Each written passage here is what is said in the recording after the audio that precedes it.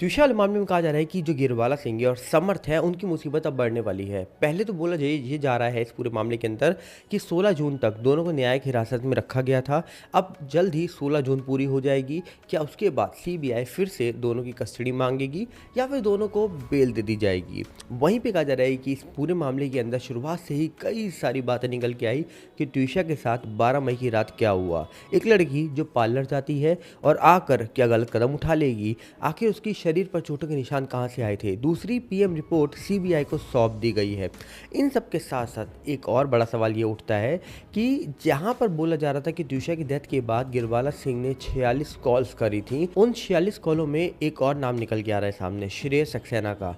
दावा हो रहा है कि श्रेयस सक्सेना बड़े एडवोकेट हैं, वही एडवोकेट हैं जो भोपाल में 15 तारीख को गिरवाला सिंह की एंटीसिपेटरी बेल के लिए कहा जा रहा है कि पैरवी दे रहे थे।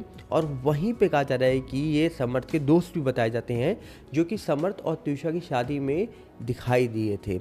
अब यहाँ पर लोगों का कहना है कि 12 मई की रात को श्रेयस सक्सेना को कॉल किया गया, क्या इसलिए कि जो गिरवाला है उनको एंटीसिपेटरी बेल मिल पाए, या फिर इसलिए कि भैया घर पे ये सब चीज़ें हो गई हैं, कैसे हो गई समझ नहीं आ रहा, क्या हो गया, क्या करें अब इसकी चीज़ को लेकर। इन सब बातों को बताने के लिए, क्योंकि वो समर्थ का दोस्त थे और इसलिए उनसे सिर्फ ये डिस्कस करने के लिए कि क्या कर सकते हैं भैया, कैसे हो गया समझ नहीं आ रहा। अब यहाँ पर बहुत सारे सवाल उठ सकते हैं, पर फिलहाल कहा जा रहा है कि जो 46 कॉल्स थी गिरवाला सिंह की कॉल लिस्ट में, उसमें से अब एक नाम और निकल के आ गया है। इन सब के साथ साथ जो एसआई दिनेश है, कहा जा रहा है कि उनके ऊपर गंभीर सवाल उठ रहे हैं।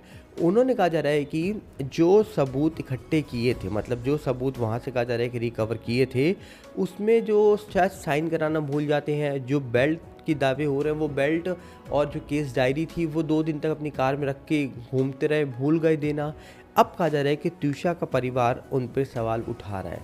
अब देखने वाला विषय है कि जो यहाँ पर एसआई हैं वो क्या इस पूरे मामले में अपना पक्ष रखेंगे, क्योंकि सवाल गंभीर है। इस मामले की सबसे मेन कड़ी थी वो बेल्ट, जिस पर यह दावा किया जा रहा था कि त्यूषा लड़की पाई गई थी। अगर वो बेल्ट ही सामने नहीं है तो फिर सवाल खड़े ही नहीं होते कि आखिरकार क्यों वो बेल्ट दी ही नहीं गई, क्यों वो बेल्ट देना भूल गए। मतलब मेन सबूत इस पूरे मामले का वो देना ही भूल जाते हैं।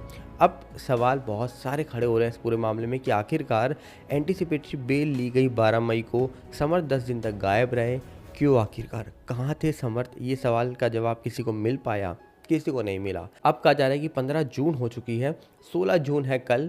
अब देखते हैं कि कल इस पूरे मामले का क्या वो सच बाहर निकल के आएगा, जिस सच के बारे में लोग जानना चाहते हैं। अब देखने वाला विषय होगा कि इस मामले के जो भी सारे सच हैं, क्या वो सीबीआई अब कोर्ट रूम में रख पाएगी? क्या सीबीआई इस मामले में कस्टडी जो है या फिर जुडिशियल कस्टडी में भेजा गया था दोनों को, ये और बढ़ा सकती है अपना सबूत रखने के बाद? क्योंकि सीबीआई इस समय डिजिटल डेटा को रिकवर करने में लगी हुई है और साथ में वो डिलीटेड डेटा को भी रिकवर करना चाहती है सीबीआई की टीम, जो कहा जा रहा है कि डिलीट करा गया हो या फिर डिलीट हो गया हो, वो भी रिकवर करने में सीबीआई की टीम लगी हुई है। तो आप क्या कहना चाहोगे कमेंट्स में? अपनी राय रखना मत भूलिएगा।